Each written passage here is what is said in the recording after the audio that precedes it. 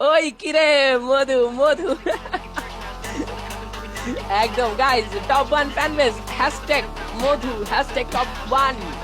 and এবার Manik versus top one এক সময়কার স্কোয়াডমেট